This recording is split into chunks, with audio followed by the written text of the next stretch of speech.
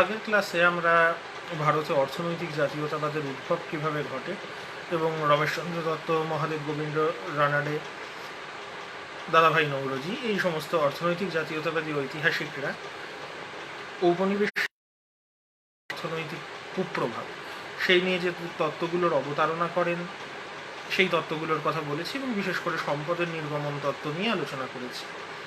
এই ক্লাসে আমাদের আলোচনা করার কথা অবশিল্পায়ন তত্ত্বের।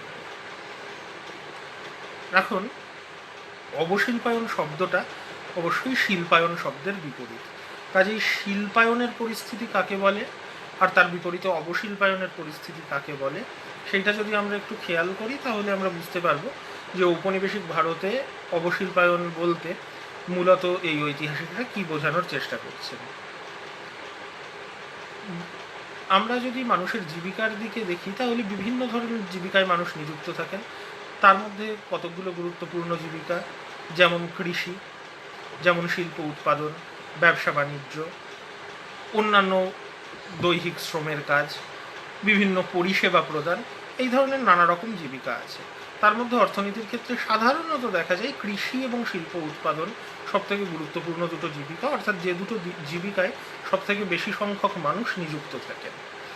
যখন একটা অর্থনীতিতে কৃষিতে নিযুক্ত মানুষের সংখ্যা সবথেকে বেশি হয় সেই পরিস্থিতিতে আমরা সেটাকে একটা কৃষি প্রধান অর্থনীতি বলতে পারি। আবার যখন একটা অর্থনীতিতে শিল্প উৎপাদনের সঙ্গে জড়িত মানুষের সংখ্যা বেশি হয় সেটাকে আমরা একটা শিল্প প্রধান অর্থনীতি বলতে পারি। এখন শিল্পায়নের প্রক্রিয়া অর্থাৎ কৃষি প্রধান অর্থনীতি শিল্প প্রধান অর্থনীতিতে রূপান্তরিত হওয়ার প্রক্রিয়া, শিল্পায়ন হওয়া মানেই যে কৃষি প্রধান অর্থনীতি শিল্প প্রধান অর্থনীতিতে রূপান্তরিত সঙ্গে সঙ্গে হয়ে যাবে সেটা নাও হতে পারে, কিন্তু যদি আমরা গোটা জনসংখ্যার কত শতাংশ মানুষ কোন জীবিকায় নিযুক্ত দেখি, যখন আমরা দেখব যে কৃষি এবং শিল্পে আপেক্ষিকভাবে জনসংখ্যার কত শতাংশ নিযুক্ত এই পরিসংখ্যানে শিল্পে নিযুক্ত মানুষের সংখ্যা ক্রমশ বাড়ছে এবং কৃষিতে নিযুক্ত মানুষের সংখ্যা কমছে, সেইটাকে আমরা একটা শিল্পায়নের পরিস্থিতি বলতে পারি। যখন এর বিপরীত পরিস্থিতি আমরা দেখব, অর্থাৎ শিল্প উৎপাদনে মানুষের সংখ্যা কমছে এবং তারা অধিকতর পরিমাণে কৃষিতে নিযুক্ত হচ্ছেন, অর্থাৎ কৃষিতে নিযুক্ত মানুষের পরিমাণ ক্রমশ বেড়ে যাচ্ছে, তখন বোঝা যায় যে শিল্পগুলি ভেঙে পড়ছে এবং যারা শিল্পে নিযুক্ত ছিলেন তারা কৃষিতে নিযুক্ত হয়ে যাচ্ছেন। কাজেই একে আমরা অবশিল্পায়নের পরিস্থিতি বলতে পারি। ঔপনিবেশিক ভারতে এই অবশিল্পায়নের পরিস্থিতি দেখা যায় বিশেষ করে ঊনবিংশ শতাব্দীর গোড়ার দিকে। এইটা অধিকাংশ অর্থনৈতিক জাতীয়তাবাদী ঐতিহাসিকের বক্তব্য, এবং এই বক্তব্যের কারণ খুব স্পষ্ট যে আমরা জানি ব্রিটিশ শাসন প্রতিষ্ঠা হওয়ার আগে 1750 সালে ভারত শিল্প উৎপাদনে পৃথিবীর অন্যতম প্রধান একটি দেশ ছিল। গোটা পৃথিবীর 25% শিল্প উৎপাদন ভারতে হতো, সেই পরিমাণটা 1900 সালে এসে পৌঁছয় মাত্র 2%। কাজেই গোটা পৃথিবীর অর্থনীতির নিরিখে শিল্পোৎপাদনের ক্ষেত্রে ভারত একটা অগ্রণী দেশ থেকে একটা অত্যন্ত পশ্চাৎপদ দেশে পরিণত হয়। এবং যদি ভারতের জনসংখ্যার নিরিখেও কৃষিতে কত শতাংশ মানুষ নিযুক্ত এবং শিল্পী কত শতাংশ মানুষ নিযুক্ত এই তথ্যের কথা দেখা যায়, সেক্ষেত্রেও আমরা দেখতে পাবো যে শিল্পে নিযুক্ত মানুষের পরিমাণ ক্রমশ কমেছে, কৃষিতে নিযুক্ত মানুষের পরিমাণ বেড়েছে। এই প্রসঙ্গে আমরা আবার ফিরে আসব। তো এই যে অবশিল্পায়নের পরিস্থিতি, এর কারণ কি? ঊনবিংশ শতাব্দীর গোড়ায় ইউরোপে, বিশেষ করে ইংল্যান্ডে শিল্প বিপ্লবকে এর একটা প্রত্যক্ষ কারণ হিসাবে অর্থনৈতিক জাতীয়তাবাদী ঐতিহাসিকরা দাবি করেছেন। তারা বলেন যে ইংল্যান্ডে শিল্প বিপ্লবকে সাহায্য করার জন্য ভারতের ক্ষেত্রে যে মুক্ত অর্থনীতির নীতি নেওয়া হয়, এবং রমেশচন্দ্র দত্ত খুব সঠিকভাবেই বলেন যে এটা একতরফা মুক্ত অর্থনীতি, অর্থাৎ ভারতের বাজার ইউরোপীয় বণিকদের জন্য খুলে দেওয়া হয়, তাদের উপর কোনো বিধিনিষেধ বা নিয়ন্ত্রণ রাখা হয় না, কিন্তু ইংল্যান্ডের বাজার কিন্তু খুলে দেওয়া হয়নি ভারতীয় পণ্যের জন্য।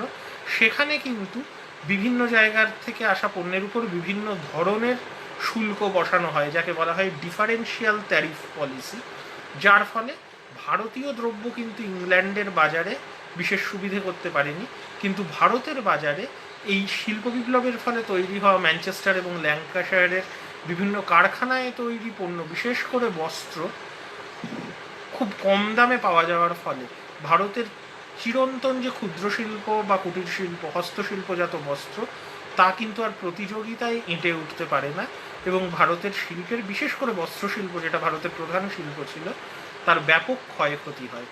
এর ফল আর এক রকমভাবেও দেখা যায়, শুধু কত শতাংশ মানুষ শিল্পে নিযুক্ত সেটা দিয়ে নয়, যে একটা সময় ভারত পৃথিবীর অন্যতম প্রধান বস্ত্র রপ্তানিকারী দেশ ছিল। একটা সময় শুধু নয়, আমরা প্রাচীন ভারতের ইতিহাস আলোচনা করার সময় সেই ইন্দো রোমান ট্রেডের সময় থেকে আলোচনা করছি, এবং 1750 সাল পর্যন্ত সময়কালে ভারত কিন্তু বরাবর আন্তর্জাতিক বাণিজ্যে বস্ত্র রপ্তানিতে একটা বড় ভূমিকা নিয়েছে।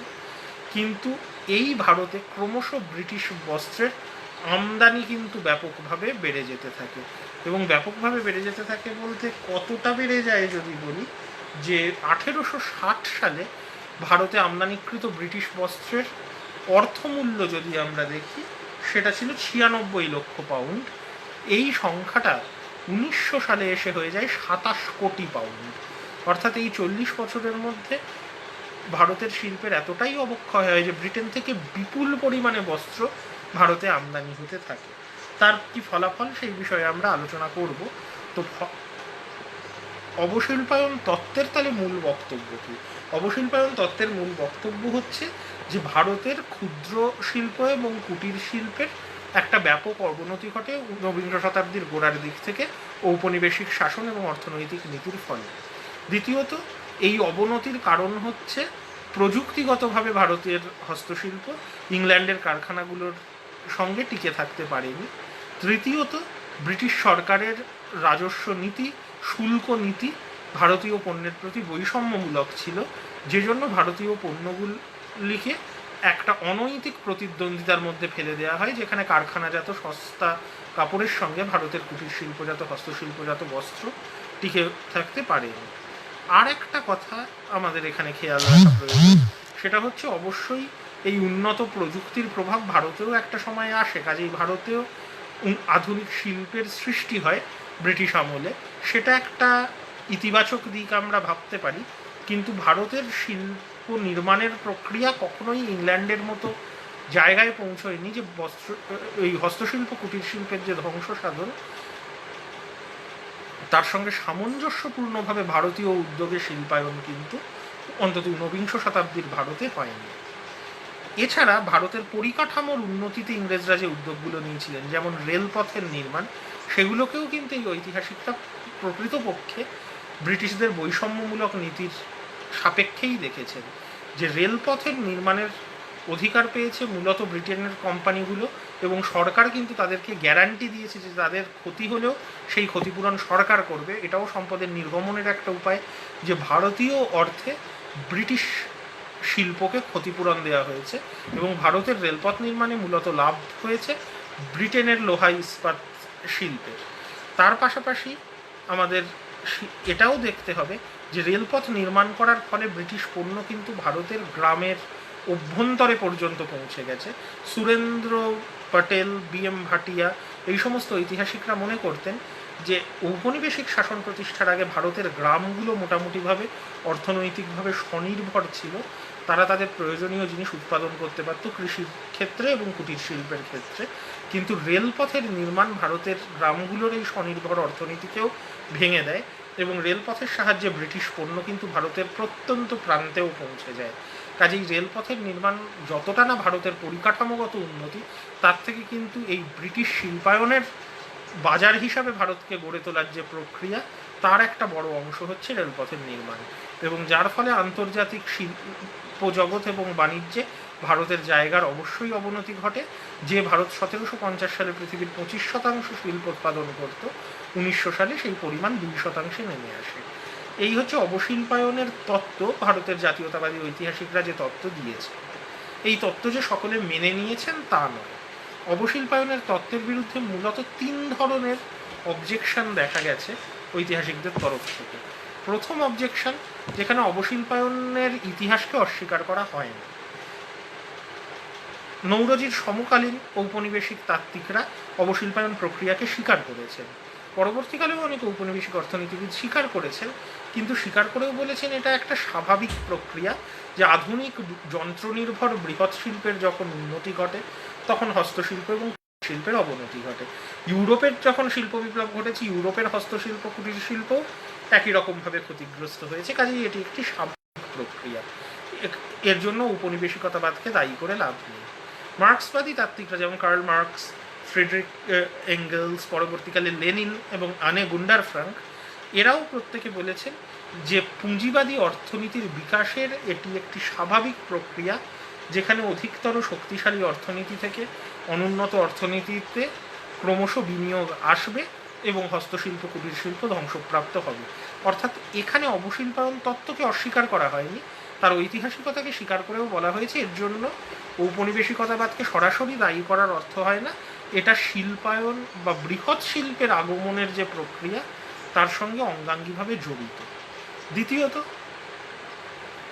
আর এক দল স্কলার অবশিল্পায়নের তত্ত্বকে অস্বীকার না করলেও দেখানোর চেষ্টা করেছেন যে তার অর্থনৈতিক প্রভাব যতটা মনে করা হয় ততটা নয়।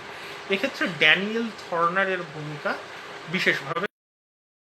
ড্যানিয়েল থর্নার এই যে পরিসংখ্যানের কথা আমরা বলছিলাম, যে শিল্পে নিযুক্ত মানুষের সংখ্যা কমে যাওয়া এবং কৃষিতে নিযুক্ত মানুষের সংখ্যা বেড়ে যাওয়া, এই পরিসংখ্যানকেই পরীক্ষা করে দেখিয়েছেন যে অবশিল্পায়ন যদিও ঘটেছে, কিন্তু এক ঝলকে পরিসংখ্যান দেখে যতটা ভয়ঙ্কর পরিস্থিতি মনে হয়, আসলে হয়তো পরিস্থিতি ততটা ভয়ঙ্কর নয়। কেন? থর্নার 1881 থেকে 1931 এই 3 দশকের পরিসংখ্যানকে পরীক্ষা করে দেখাচ্ছেন যে সত্যিই এই 3 দশকে কৃষিতে নিযুক্ত মানুষের সংখ্যা বেড়েছে জনসংখ্যার নিরিখে, শিল্পে নিযুক্ত মানুষের সংখ্যা কমেছে। কীরকম সংখ্যাগুলো গুরুত্বপূর্ণ, যে কৃষিতে নিযুক্ত মানুষের সংখ্যা যদি দেখা যায়, 1881-তে এই সংখ্যা ছিল পুরুষদের মধ্যে 65%, 1931-এ সেটা বেড়ে হয় 72%। মহিলাদের ক্ষেত্রে এই সংখ্যাটা ছিল 67%, যেটা 1931-এ বেড়ে হয় 70%। অর্থাৎ কৃষিতে নিযুক্ত মানুষের পরিমাণ বেড়েছে। শিল্পে নিযুক্ত মানুষের পরিমাণ 1881 সালে পুরুষদের মধ্যে ছিল 16%, 1931-এ সেটা কমে হয়েছে 9%। মহিলাদের মধ্যে শিল্পে নিযুক্ত মানুষের সংখ্যা ছিল 24% 1881-তে, সেটা 1931-এ নেমে এসেছে 9%। কাজেই এই গোটা তথ্য দেখলে মনে হতেই পারে যে শিল্পে নিযুক্ত মানুষের সংখ্যা ব্যাপক হারে কমে যাচ্ছে, কৃষিতে নিযুক্ত মানুষের সংখ্যা বেড়ে যাচ্ছে। কিন্তু থর্নার এর বিরুদ্ধে দুটো প্রতিবাদ করছেন। প্রথমত, তিনি এই পরিসংখ্যানকে চ্যালেঞ্জ করে বলছেন যে এতে কৃষি, শিল্প, বাণিজ্য এবং অন্যান্য শ্রমকে আলাদা করে দেখা হয়েছে। প্রকৃতপক্ষে কৃষিতে নিযুক্ত মানুষের সংখ্যা আর অন্যান্য শ্রমে নিযুক্ত মানুষের সংখ্যাকে একসাথে নেওয়া উচিত, কারণ সাধারণ শ্রমিকরাই অনেক ক্ষেত্রে কৃষি শ্রমিক হিসাবেও কাজ করেন। একইভাবে শিল্পী এবং ব্যবসায়ীদেরকে ক্ষুদ্র শিল্প, বৃহৎ শিল্পের ক্ষেত্রে আলাদা করে দেখা উচিত না, কারণ অনেক ক্ষেত্রেই শিল্পীরা নিজেরাই নিজেদের তৈরি জিনিস বিক্রি করেন। কাজেই কৃষক এবং অন্যান্য শ্রমিককে একটা ক্রাইটেরিয়া হিসাবে দেখতে হবে এবং শিল্পী এবং ব্যবসায়ীদের একসাথে দেখতে হবে। দ্বিতীয়ত, থর্নার বলেন যে নারীদের যে পরিসংখ্যান, এটা বিশ্বাসযোগ্য নয়, সেই পরিসংখ্যানকে দেখলে হবে না, শুধু পুরুষদের পরিসংখ্যানই দেখা উচিত। কারণ নারীরা অনেক সময় তাদের জাতিগত পরিচয়কেই পেশাগত পরিচয় হিসাবে এই সেন্সাস ডেটায় দিয়েছেন, যার ফলে হয়তো পরিসংখ্যানটা ভুল হয়ে গেছে। যে একজন তাঁতি পরিবারের বা কুমোর পরিবারের নারী অনেক ক্ষেত্রে নিজেকে তাঁতি বা কুমোর বলে পরিচয় দিয়েছেন, যদিও তিনি হয়তো সরাসরি উৎপাদনের সঙ্গে নিযুক্ত নন। কাজেই নারীদের পরিসংখ্যানকে থর্নার গুরুত্ব দেননি এবং পুরুষদের পরিসংখ্যানের ক্ষেত্রে কৃষক এবং শ্রমিকদের তিনি একসাথে নিয়েছেন, শিল্পী এবং ব্যবসায়ীদের একসঙ্গে নিয়েছেন। তাতে দেখা যাচ্ছে যে এই সময়কালের মধ্যে কৃষি এবং অন্যান্য শ্রমে নিযুক্ত মানুষের সংখ্যা পুরুষদের মধ্যে 1881-তে ছিল 74%, সেটা 1931-এ হয়েছে 76%। শিল্পে নিযুক্ত মানুষ, শিল্প এবং বাণিজ্যে নিযুক্ত মানুষ 1881-তে ছিলেন 18%, সেটা 1931-এ হয়েছে 15%। অর্থাৎ অবশ্যই শিল্পের কিছুটা অবনতি এবং কৃষিতে মানুষের সংখ্যা কিছুটা বেড়েছে, কিন্তু সেটা কিন্তু খুব বিশাল গ্যাপ নয়। কাজেই অবশিল্পায়ন প্রক্রিয়াকে যতটা সুদূর প্রসারী এবং তাৎপর্যপূর্ণ মনে করা হয়েছে, থর্নারের মতে প্রক্রিয়াটা ততটা গুরুত্বপূর্ণ নয়। অন্যদিকে তৃতীয় শ্রেণীতে যারা রয়েছেন, যেমন মরিস ডেভিড মরিস, তিনি অবশিল্পায়নের ধারণাটাকেই একটা মিথ বলে উল্লেখ করেছেন। অর্থাৎ মরিস ডেভিড মরিস দাবি করছেন যে অবশিল্পায়ন কখনো হয়নি। অবশিল্পায়ন হয়নি, এই দাবির সাপেক্ষে যুক্তি মরিস ডেভিড মরিসের মতে যে এটা সত্যি কথা যে শিল্পদ্রব্যের আমদানি বেড়েছে বিদেশ থেকে, কিন্তু তার মানেই দেশীয় শিল্পের অবনতি ঘটেছে তা নয়। জনসংখ্যা বৃদ্ধি বা মানুষের আয় বৃদ্ধির ফলেও শিল্পদ্রব্যের চাহিদা বাড়তে পারে, যার ফলে বিদেশ থেকে আমদানির পরিমাণ বাড়লেও দেশের শিল্প একই রকম থাকতে পারে। অর্থাৎ মরিস ডেভিড মরিস মনে করছেন যে ঔপনিবেশিকতাবাদের প্রভাবে আসলে ভারতীয়দের অর্থনৈতিক উন্নতি হয়েছে, জনসংখ্যা বেড়েছে এবং মানুষের হাতে অর্থের পরিমাণ বেড়েছে, ফলে চাহিদা বেড়েছে, এবং এই অর্থের পরিমাণ এবং চাহিদা বাড়ার ফলে বিদেশ থেকে শিল্পদ্রব্য আমদানির পরিমাণও বেড়েছে, আবার দেশীয় শিল্পদ্রব্যের বাজার যেরকম ছিল সেরকমই রয়েছে। এই কারণে মরিস ডেভিড মরিস জাতীয়তাবাদী ঐতিহাসিকদের অবশিল্পায়নের তত্ত্বকে একটা মিথ বলে উল্লেখ করছেন। এবং তাছাড়া তিনি আরেকটা কথা বলছেন যে কিছু কিছু ক্ষেত্রে বিদেশ থেকে যে শিল্পদ্রব্য আমদানি হচ্ছে সেটা দেশীয় শিল্পের ক্ষেত্রে সহায়ক। যেমন লোহার বাঁট বা পিগ আয়রন যখন আমদানি করা হচ্ছে, অবশ্যই যারা লৌহ উৎপাদন শিল্পের সঙ্গে জড়িত ছিলেন ভারতে তাদের পক্ষে সেটা ক্ষতিকারক, কিন্তু যারা লোহার জিনিস তৈরি করেন যেমন কামাররা, তারা সস্তায় এই যে লোহার বাঁট পাচ্ছেন সেটা কিন্তু তাদের শিল্প উৎপাদনের পক্ষে সহায়ক। কাজেই মরিস ডেভিড মরিস বলছেন যে সবসময় বিদেশ থেকে শিল্পদ্রব্য উৎপাদন যে দেশীয় শিল্পের পক্ষে ক্ষতিকারক সেটা নাও হতে পারে। তৃতীয় একটা বক্তব্য মরিস ডেভিড মরিসের আছে যে ভারতে যদি সত্যিই অবশিল্পায়ন হয়ে থাকে তাহলে ভারতীয় হস্তশিল্প বা কুটির শিল্প এখনও টিকে রইল কী করে। মরিস ডেভিড মরিসের বক্তব্য, কুটির শিল্পের একটা নিজস্ব বাজার আছে। যেমন ধর্মীয় অনুষ্ঠানে যে পট্টবস্ত্র ব্যবহার করা হয় সেখানে কিন্তু সেলাই করা কাপড়, কলে তৈরি কাপড় ব্যবহার করা হবে না। কাজেই এমন নয় যে বিদেশ থেকে পণ্য আমদানি হওয়ার ফলে ভারতীয় কুটির শিল্পের নিজস্ব বাজার পুরো নষ্ট হয়ে গিয়েছিল। এই সমস্ত কারণে মরিস ডেভিড মরিস অবশিল্পায়ন তত্ত্বটাকেই স্বীকার করেননি, বরঞ্চ অবশিল্পায়ন ব্যাপারটাকে একটা মিথ বলে উল্লেখ করেছেন। মরিস ডেভিড মরিস শুধু নয়, আরও বেশ কিছু অর্থনৈতিক ঐতিহাসিক কেমব্রিজ স্কুলের সঙ্গে জড়িত যারা ঔপনিবেশিক অর্থনীতির কুপ্রভাব হিসাবে এই যে অবশিল্পায়ন প্রক্রিয়া একে এতটা গুরুত্ব দেওয়ার পক্ষপাতী নন। যেমন বিআর টমলিনসনের কথা বলছিলাম, টমলিনসন অস্বীকার করছেন না যে অবশিল্পায়নের একটা ধারণার পিছনে কারণ আছে। তিনি এটাও বলছেন যে হ্যাঁ, ঊনবিংশ শতাব্দীতে অবশ্যই শিল্পে নিযুক্ত মানুষের পরিমাণ বাড়েনি, কিন্তু কতটা কমেছে এটা নিশ্চিতভাবে বলা যায় না, কারণ এই পরিসংখ্যানগুলো নির্ভরযোগ্য নয়। কারণ ভারতীয় শ্রমিকদের বা সাধারণ মানুষের মধ্যে একই সঙ্গে একাধিক পেশায় নিযুক্ত থাকার প্রবণতা ছিল। একই ব্যক্তি কৃষিতেও অংশগ্রহণ করছেন একটা সিজনে, আবার অন্য সময় শিল্প উৎপাদনে অংশ নিচ্ছেন, এটাও বোঝা যেত। কাজেই এই পরিসংখ্যানগুলো কিন্তু ততটা নির্ভরযোগ্য নয়। এ বিষয়ে কোনো সন্দেহ নেই যে 1850 থেকে 1880-র মধ্যে প্রায় 20 থেকে 60 লক্ষ সুতিবস্ত্র শিল্পী তারা নিজেদের জীবিকা হারিয়েছেন, এটা টমলিনসন স্বীকার করে নিচ্ছেন। কিন্তু টমলিনসন বলছেন 1913 সাল নাগাদ কিন্তু এই বস্ত্রশিল্পীদের সংখ্যা আবার 1850 সালে যেরকম ছিল সেই জায়গায় চলে আসছে। কাজেই টমলিনসনের বক্তব্য হচ্ছে যে হ্যাঁ, অবশ্যই একটা নতুন প্রশাসনিক ব্যবস্থা আসা, চাহিদা এবং রুচিতে পরিবর্তন ইউরোপীয় প্রভাবের ফলে। গ্যাডগিলও এ প্রসঙ্গে বলেছেন যে শুধু ব্রিটিশদের দায়ী করলে হবে না, বাবু শ্রেণীর মধ্যে যে ব্রিটিশদের অনুকরণ করার প্রবণতা, ব্রিটিশ বস্ত্রের প্রতি আকর্ষণ, সেটাও একটা কারণ। তো এই পরিবর্তনগুলোর ফলে একটা সময় শিল্পের কিছুটা অবনতি ঘটেছিল, কিন্তু পরে ভারতীয় শিল্প আবার সেই সমস্যা সামলে নেয়। দ্বিতীয়ত, শ্রমিকের সংখ্যা যদি কিছুটা শিল্পে কমেও থাকে তার একটা কারণ হতে পারে যে এই সময় খাদ্যপণ্যের বা খাদ্যশস্যের মূল্য বৃদ্ধি পায়, ফলে কুটির শিল্পে থাকার থেকে কৃষিতে নিযুক্ত হওয়া হয়তো অর্থনৈতিকভাবে বেশি লাভজনক ছিল। কাজেই শিল্পে নিযুক্ত মানুষের সংখ্যা কমা মানেই সেটা অর্থনীতির পক্ষে ক্ষতিকারক, এটা নাও হতে পারে। টমলিনসন বলছেন যে এই হস্তশিল্প বা কুটির শিল্পগুলো যে ব্যাপকভাবে জাতীয় আয় বৃদ্ধিতে সহায়ক হতো তার কোনো প্রমাণ নেই। কাজেই হয়তো কৃষিতে নিযুক্ত থাকা বেশি লাভজনক বলেই অনেকে শিল্প ছেড়ে কৃষিতে চলে যাচ্ছিলেন। আর সর্বশেষে তিনি বলছেন যে ব্রিটেনের শিল্প বিপ্লবের সঙ্গে প্রতিদ্বন্দ্বিতা সত্ত্বেও ভারতের হস্তশিল্প কুটির শিল্প টিকে ছিল, বরঞ্চ 1870-এর পর থেকে যখন ভারতীয় উদ্যোগে ভারতেই কলকারখানা তৈরি হওয়া শুরু হলো তখন হস্তশিল্প কুটির শিল্প বেশি ক্ষতিগ্রস্ত হয়। কাজেই টমলিনসনও একরকমভাবে ঔপনিবেশিক অর্থনীতির যে কুপ্রভাব তাকে অস্বীকার করার চেষ্টা করছেন, এবং তিনি দেখানোর চেষ্টা করছেন অবশিল্পায়ন যদি ঘটেও থাকে তার ফলে অর্থনীতির এমন কিছু ক্ষতি হয়নি। কেমব্রিজ গোষ্ঠীরই ঐতিহাসিক তীর্থঙ্কর রায় তিনিও বলছেন যে এই যে আমদানি রপ্তানি বাণিজ্যের ক্ষেত্রে ভারতের অবনতি, যে একসময় ভারত 1750 সালে পৃথিবীর 25% পণ্য উৎপাদন ভারতে হতো, সেটা আন্তর্জাতিক বাণিজ্যের ক্ষেত্রে এই পরিমাণ 1900 সালে 2% কমে এসছে। এর মানেই কি ভারতে শিল্পের অবনতি ঘটেছে? নাকি তীর্থঙ্কর রায়ের মতে পৃথিবীর অন্যান্য দেশে শিল্প উৎপাদনের বৃদ্ধি হওয়ার ফলেও ভারতের যে শেয়ার আন্তর্জাতিক শিল্প উৎপাদনে সেটা কমে আসতে পারে? ফলে শিল্প বিপ্লবের ফলে পৃথিবীর বিভিন্ন প্রান্তে শিল্প উৎপাদন বেড়েছে, তার ফলে আন্তর্জাতিক বাজারে ভারতের ভূমিকা কমে এসছে।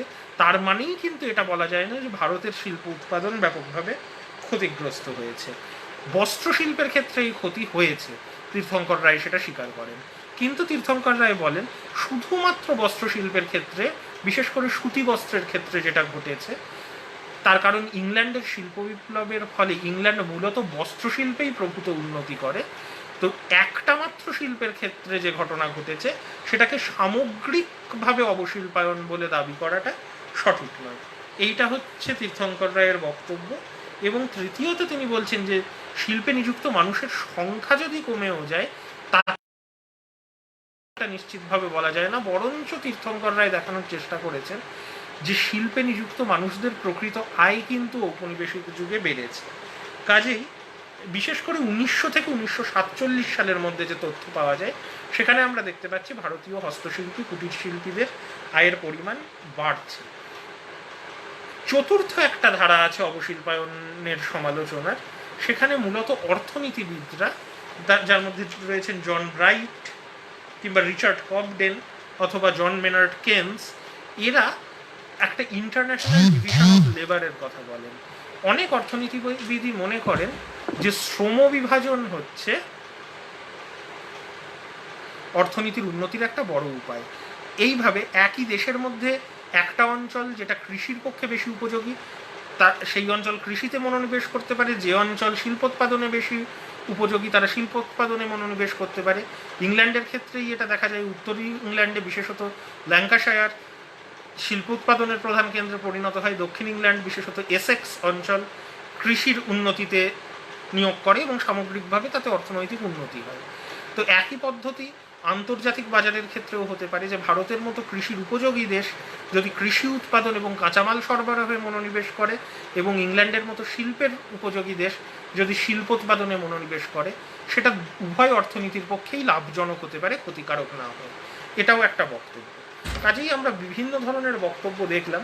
প্রথমে আমরা অবশিল্পায়ন সংক্রান্ত জাতীয়তাবাদী ঐতিহাসিকদের বক্তব্য আলোচনা করেছি, তারপরে আমরা দেখছি তার বিরুদ্ধে মূলত বিদেশি ঐতিহাসিকরা যে তত্ত্বগুলো খাড়া করছেন, যেখান থেকে কেউ অবশিল্পায়নকে অস্বীকার করছেন, কেউ স্বীকার করেও বলছেন তার প্রভাব অপেক্ষাকৃত কম, এবং কেউ কেউ বলছেন যে অবশিল্পায়ন ঘটলেও সেটা যে অর্থনীতির পক্ষে ক্ষতিকারক এটা নিশ্চিতভাবে বলা যায় না।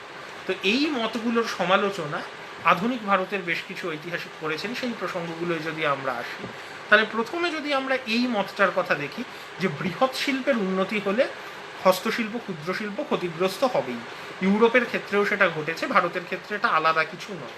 সুমিত সরকার এই ব্যাপারে বলছেন যে ইউরোপের ক্ষেত্রে যে পরিস্থিতি আর ভারতের ক্ষেত্রে পরিস্থিতি এক নয়। কারণ অবশ্যই ইংল্যান্ডে যখন শিল্প বিপ্লব হলো তখন ইংল্যান্ডে বৃহৎ শিল্পের উত্থান ঘটল, কুটির শিল্প হস্তশিল্প ক্ষতিগ্রস্ত হলো।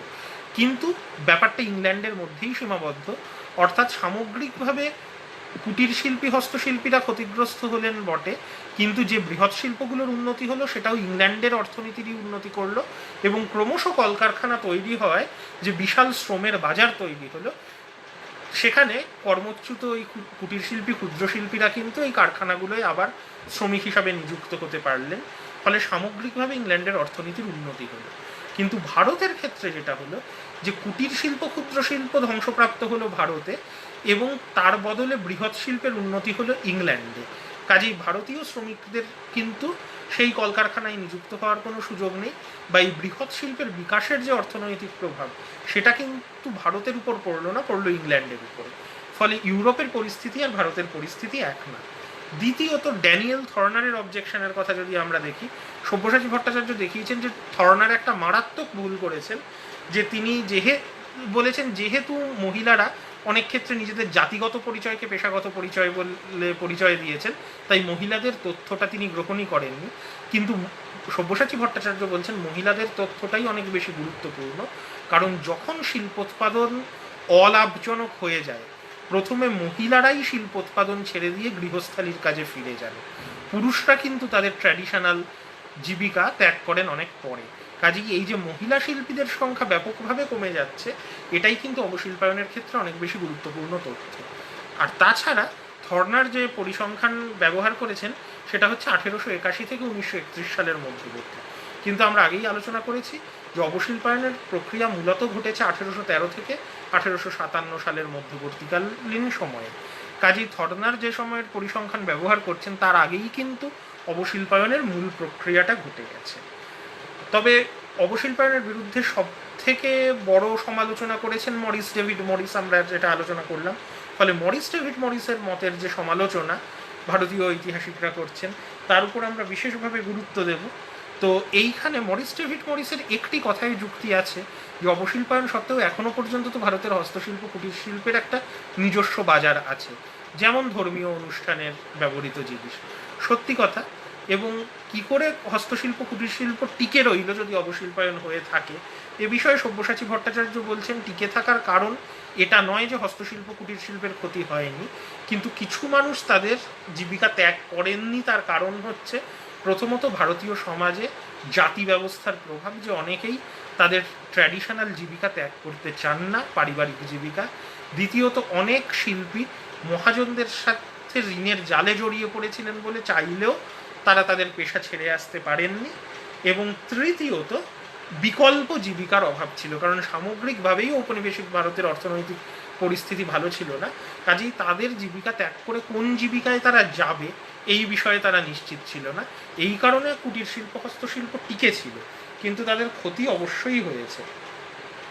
কেন ক্ষতি অবশ্যই হয়েছে? যে ইরফান হাবিব বলছেন যে মরিস ডেভিড মরিস যখন এই বিষয়গুলো আলোচনা করছে তখন ডিফারেন্সিয়াল ট্যারিফ পলিসি, অর্থাৎ ইংল্যান্ডের বাজারে ভারতীয় পণ্য আমদানির উপর বেশি হারে শুল্ক আরোপ করা কিন্তু ভারতের ক্ষেত্রে মুক্ত অর্থনীতির নীতি অনুসরণ করা, এই গুরুত্বপূর্ণ পয়েন্টটাই মরিস ডেভিড মরিস অগ্রাহ্য। এবং বিপানচন্দ্র দেখাচ্ছেন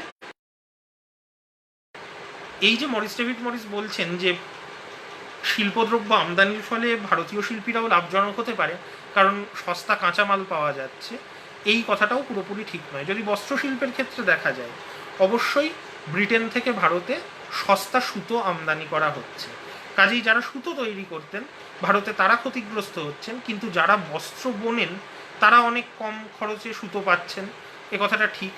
কিন্তু কি হচ্ছে না, বিপানচন্দ্র এবং তরু মাতসুই উভয়ই বলছেন যে ইংল্যান্ডের বস্ত্রশিল্পের ক্ষেত্রে দুটো পর্যায়ে তারা লাভবান হচ্ছে। সুতো কাটার ক্ষেত্রেও খরচ কম এবং সস্তায় সুতোও তারা পাচ্ছে। ভারতীয়দের ক্ষেত্রে শুধুমাত্র দ্বিতীয় পর্যায়ে খরচ কমছে, কাজেই সামগ্রিকভাবে উৎপাদন ব্যয় বেশি, অথচ তাদেরকে কিন্তু ভারতীয় বাজারে অনেক কম খরচে, দুটো পর্যায়েই কম খরচে উৎপাদন করা ব্রিটিশ কলকারখানায় তৈরি কাপড়ের সঙ্গে। কাজেই সেই প্রতিদ্বন্দ্বিতায় ভারতীয় শিল্প অবশ্যই টিকে থাকতে পারে। এবং সুমিত সরকার এই পয়েন্টটাও রেজ করছেন, যেখানে তিনি বলছেন যে অবশ্যই এই মুর্শিদাবাদ বা ঢাকার মতো যে নগরগুলো, যেখানে স্থানীয় মানুষদের বিলাসদ্রব্যের চাহিদা কুটির শিল্প হস্তশিল্পের প্রধান পৃষ্ঠপোষক ছিল, এখানে কুটির শিল্প হস্তশিল্প প্রথমে ক্ষতিগ্রস্ত হয়েছে। গ্রামাঞ্চলে কুটির শিল্প হস্তশিল্প অনেক বেশি দিন টিকে ছিল, কিন্তু রেলপথ নির্মাণের ফলে গ্রামাঞ্চলেও ব্রিটিশ পণ্য যখন ঢুকে পড়ে তখন কিন্তু গ্রামাঞ্চলেও কুটির শিল্প হস্তশিল্প ক্ষতিগ্রস্ত হয়। চতুর্থত, যারা আন্তর্জাতিক শ্রমবিভাজনের কথা বলছেন এই বিষয়ে সব্যসাচী ভট্টাচার্য বলছেন যে একই দেশের দুটো অঞ্চলের মধ্যে কৃষি এবং শিল্পে স্পেশালাইজ করা একরকম জিনিস, আর একটা দেশ যারা ঔপনিবেশিক শাসক এবং আর একটা দেশ যারা একটা উপনিবেশ, তাদের মধ্যে কখনোই সমমর্যাদায় শ্রমবিভাজন সম্ভব নয়। সম্পর্কটা একটা শোষণমূলক সম্পর্ক হয়ে যায় এবং ভারত কার্যক্ষেত্রে ইংল্যান্ডের শিল্পায়নের জন্য একটা কাঁচামাল সরবরাহ করার বাজার এবং ইংল্যান্ডে উৎপাদিত পণ্যের একটা বাজারে পরিণত হয়। এটাকে ডিভিশন অফ লেবার বলা যায় না। দ্বিতীয়ত, যেহেতু দুটো দেশ আলাদা, তার মানে যদি এটা শ্রম বিভাজনও হয়, তার অর্থ ভারতে শিল্পায়ন ঘটবেই না। ফলে শিল্পায়ন সঞ্জাত অন্যান্য যে অর্থনৈতিক উন্নতি, সেগুলো থেকে ভারত বরাবরই বঞ্চিত থেকে যাবে। কাজেই অবশিল্পায়ন প্রক্রিয়াকে অস্বীকার কিন্তু করা যায় না। তীর্থঙ্কর রায় যে তথ্য দিয়ে দেখিয়েছেন শিল্পীদের উৎপাদনের আয়ের পরিমাণ বেড়েছে, সেই তথ্য কিন্তু 1900 থেকে 1947-এর মধ্যেকার, যেখানে অবশিল্পায়ন প্রক্রিয়া ঘটে মূলত ঊনবিংশ শতাব্দীতে। কাজেই তীর্থঙ্কর রায়ের তথ্যকেও আমরা এক্ষেত্রে খুব একটা গুরুত্ব দিতে পারছি না। ঊনবিংশ শতাব্দীতে যে অবশিল্পায়ন প্রক্রিয়া ঘটেছে তা কিন্তু অস্বীকার করা যাচ্ছে না তীর্থঙ্কর রায়ের তথ্য থেকে। এই অবশিল্পায়ন অবশ্যই পূর্ব ভারতে সব থেকে ভয়ঙ্করভাবে ঘটে, এবং পূর্ব ভারতে বাংলা বিহারে সেই ইস্ট ইন্ডিয়া কোম্পানির নিয়ন্ত্রণের সময় থেকেই শিল্পীদের উপর অত্যাচার হচ্ছিল। যদিও যে সমস্ত কল্পিত কাহিনী রয়েছে, যেমন তাঁতিদের বুড়ো আঙুল কেটে নেওয়া, এগুলো বোধহয় সত্য নয়, কারণ তাঁতিদের থেকেই অনেক কম অর্থে বস্ত্র কিনতেন ইস্ট ইন্ডিয়া কোম্পানির কর্মচারীরা, এবং পরে যে তাঁতিরা তার প্রতিদ্বন্দ্বিতায় টিকে থাকতে পারেননি, তা বুড়ো আঙুল কেটে ফেলা বা কোনো প্রত্যক্ষ অত্যাচারের ফলে নয়, ব্রিটেনের কলকারখানাজাত পণ্যের সঙ্গে প্রতিযোগিতায় টিকে থাকতে না পারার কারণে। এবং বিহারেও আমরা দেখতে পারি যে শিল্পে নিযুক্ত পপুলেশন ঊনবিংশ শতাব্দীর গোড়ায় যেখানে ছিল 18.6%, সেটা 8.5% নেমে আসছে বিংশ শতাব্দীর গোড়ায়। এবং শিল্পীদের মধ্যে আমরা যদি দেখি বস্ত্রশিল্পে কতজন নিযুক্ত ছিলেন, সেই সংখ্যাটা 62.3% থেকে নেমে আসছে 15.1%। কাজেই পূর্ব ভারতে বস্ত্রশিল্পের ব্যাপক ক্ষয়ক্ষতি হয়েছিল, এবং তার পিছনে এই কলকারখানাজাত পণ্যের সঙ্গে প্রতিযোগিতা, ডিফারেন্সিয়াল ট্যারিফ পলিসি, এবং ইউরোপে নেপোলিয়ানের উত্থানের ফলে যে যুদ্ধ বিগ্রহ, এই সবকটি কারণই কিন্তু রয়েছে, এটা অস্বীকার করা যায় না। হ্যাঁ, ঢাকা, ফরাসডাঙ্গা, শান্তিপুর কোনো কোনো জায়গার স্থানীয় হস্তশিল্প কিছুটা টিকে ছিল, তার কারণ একটু আগেই আমরা আলোচনা করেছি, কিন্তু সেগুলোও কিন্তু খুব লাভজনক অবস্থায় ছিল না। বরঞ্চ এই যে মুক্ত বাণিজ্য নীতি, সেটা ভারতীয় শিল্পের সামগ্রিকভাবে ক্ষতি করে, শুধু বস্ত্রশিল্পের নয়। মরিশাস থেকে সস্তা চিনি আমদানি হওয়া শুরু হয়, যার ফলে বাংলার নিজস্ব যে চিনি শিল্প, সেটা নষ্ট হয়ে যেতে থাকে। এবং বস্ত্রের ক্ষেত্রে সবথেকে গুরুত্বপূর্ণ যে আমরা দেখেছি 1900 সাল নাগাদ ভারতে আমদানিকৃত ব্রিটিশ বস্ত্রের যা পরিমাণ ছিল, তা দিয়ে 83.9 মিলিয়ন মানুষের বস্ত্রের চাহিদা মেটানো যায়, এবং বাংলার জনসংখ্যা তখন ছিল 74.7 মিলিয়ন। অর্থাৎ বাংলার গোটা জনসংখ্যার চাহিদা মেটানোর থেকেও বেশি কাপড় ইংল্যান্ড থেকে বাংলায় আমদানি হচ্ছিল। কাজেই বাংলার বস্ত্রশিল্পীরা অবশ্যই ক্ষতিগ্রস্ত হবে। ভিডি দিবাকর দেখিয়েছেন যে বাংলার ক্ষেত্রে যা হয়েছে, পশ্চিম ভারতেও তাই হয়েছে। ব্রোচের বস্ত্রশিল্পীরা ব্যাপক ক্ষতিগ্রস্ত হয়েছেন। বিজাপুরে 150টার বেশি তাঁত বন্ধ করে দিতে হয়েছে। আমেদাবাদ এবং পুনের যে রেশম বস্ত্রশিল্প, তাও একই রকমভাবে ক্ষতিগ্রস্ত হয়েছে। এবং অবশ্যই সস্তায় লোহার বাঁট আমদানি হওয়া শুরু হওয়ার ফলে ভারতে যে লৌহ উৎপাদন শিল্প, সেটাও ক্ষতিগ্রস্ত হয়েছে।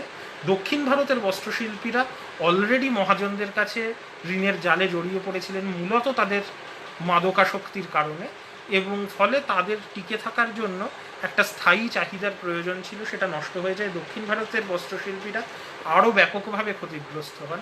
কাজেই সামগ্রিকভাবে অবশিল্পায়নকে অস্বীকার করা যায় না, এবং ভারতের অর্থনীতির উপর সমস্ত অঞ্চলে তার একটা ব্যাপক কুপ্রভাব পড়েছিল।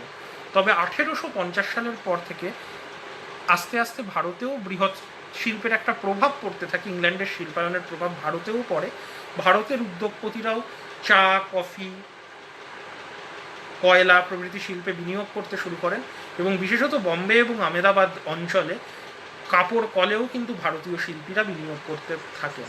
কাজেই ভারতে বৃহৎ শিল্পের উন্নতির একটা পটভূমি তৈরি হয়। কিন্তু ইংরেজ সরকারের বৈষম্যমূলক নীতির ফলে এই সময়ে ভারতীয় কারখানাগুলো কিন্তু বিশেষ লাভ করতে পারেনি। এই পরিস্থিতি কিছুটা পরিবর্তিত হয় বিংশ শতাব্দীর গোড়ায়। কাজেই ভারতীয় শিল্পের যে একেবারে ধ্বংসপ্রাপ্ত চেহারা আমরা ঊনবিংশ শতাব্দীতে দেখছি, বিভিন্ন পরিসংখ্যানে তীর্থঙ্কর রায়ের তথ্যে আমরা দেখেছি যে বিংশ শতাব্দীতে কিন্তু ভারতীয় শিল্পের কিছুটা উন্নতি হয়েছে। তার কারণ বেশ কিছু রাজনৈতিক অর্থনৈতিক ঘটনা। প্রথমত, বিংশ শতাব্দীর গোড়ায় যখন স্বদেশী আন্দোলন শুরু হয়, তখন বিদেশি পণ্য বয়কটের ডাক দেওয়া হয়, এবং স্বদেশী পণ্যের চাহিদা বাড়ে, যেটা ভারতীয় শিল্পের বিকাশের একটা কারণ। গান্ধীবাদী আন্দোলন যখন শুরু হয়, গান্ধী চরকায় সুতো কাটা এবং দেশীয় পণ্য ব্যবহারের উপর বিশেষ করে গুরুত্ব দেন। তো ফলে এই জাতীয়তাবাদী রাজনীতির প্রভাবে ভারতীয় কুটির শিল্প এবং হস্তশিল্প কিছুটা নতুন জীবন পায় এবং ভারতীয় উদ্যোগপতিদের উদ্যোগে যে বৃহৎ শিল্পের বিকাশ, সেটাও 1910-এর দশক থেকে আস্তে আস্তে বিকশিত হতে থাকে। কারণ প্রথম বিশ্বযুদ্ধ শুরু হয়ে যায় 1914 সালে ইউরোপে, এবং ইউরোপে প্রথম বিশ্বযুদ্ধ শুরু হওয়ার ফলে ইউরোপ থেকে ভারতে রপ্তানির পরিমাণ কমতে থাকে। ফলে ইংরেজ শাসক এই সময় ভারতে শিল্প উৎপাদনের প্রতি যে বৈষম্যমূলক দৃষ্টিভঙ্গি গ্রহণ করেছিল তা থেকে সরে আসে, এবং সেই সুযোগে এই বিংশ শতাব্দীর গোড়ার দিকে ভারতে কিন্তু ভারতীয় উদ্যোগে বৃহৎ শিল্পের কিছুটা বিকাশ ঘটতে পারে। তবে প্রকৃতপক্ষে ভারতে শিল্পোদ্যোগ এবং শিল্পের বিকাশ ঘটেছে স্বাধীনতা উত্তরকালে। বিভিন্ন পঞ্চবার্ষিকী পরিকল্পনার মাধ্যমে নেহেরুর সময়ে যে অর্থনৈতিক পরিকল্পনাগুলো হয়, আমরা দেখতে পাই যে 1947 সালে ভারতীয় অর্থনীতির যে বিধ্বস্ত অবস্থা, পরবর্তী 2 থেকে 3 দশকে কিন্তু ভারত এই ঔপনিবেশিক শাসনের অর্থনৈতিক কুপ্রভাব অনেকটাই কাটিয়ে ওঠে এবং সবুজ বিপ্লবের মাধ্যমে কৃষিতে শিল্পোৎপাদনের ক্ষেত্রেও অনেকাংশে স্বনির্ভর একটি দেশে পরিণত হয়। কাজেই ভারতের ঔপনিবেশিক শাসন প্রতিষ্ঠার আগে অর্থনীতিতে ভারত যথেষ্ট সমৃদ্ধ জায়গায় ছিল। আবার স্বাধীনতা উত্তরকালে খুব দ্রুত ভারতীয় অর্থনীতির ক্ষয়ক্ষতি অনেকটাই পূরণ হয়েছে। কাজেই ভারতে অবশিল্পায়নের প্রক্রিয়া এবং সামগ্রিক অর্থনৈতিক অবনতির জন্য যে ঔপনিবেশিক নীতি দায়ী, এই বিষয়ে কিন্তু জাতীয়তাবাদী ঐতিহাসিকদের মতবাদকে অস্বীকার করার কোনো জায়গা নেই। এবং ঔপনিবেশিক অর্থনীতির কুপ্রভাব মূলত আমরা সম্পদের নির্গমন এবং অবশিল্পায়ন তত্ত্বের মধ্যে দেখলাম। ভূমি রাজস্ব নীতি আলাদাভাবে আলোচনা করা হয়েছে। আমি কিছুটা কমার্শিয়ালাইজেশন অফ এগ্রিকালচারের কথাও আগের ক্লাসে বললাম, যে তাতেও কেন ভারতীয়রা সেভাবে লাভবান হননি। কাজেই সামগ্রিকভাবে ঔপনিবেশিক অর্থনৈতিক নীতি কিন্তু ভারতের জন্য ভালো হয়নি। এইখানে আমি আজকের ক্লাস শেষ করছি। পরের সপ্তাহে আমি এই কোর্সের আলোচনায় আবার যখন ফিরে আসব, ঔপনিবেশিক অর্থনীতির আলোচনা আমাদের শেষ হয়েছে। সামনের সপ্তাহে আমি ঔপনিবেশিক প্রশাসনিক ব্যবস্থা এবং ঔপনিবেশিক সংস্কৃতি এই ব্যাপারগুলোর আলোচনার দিকে ঢুকব। ধন্যবাদ।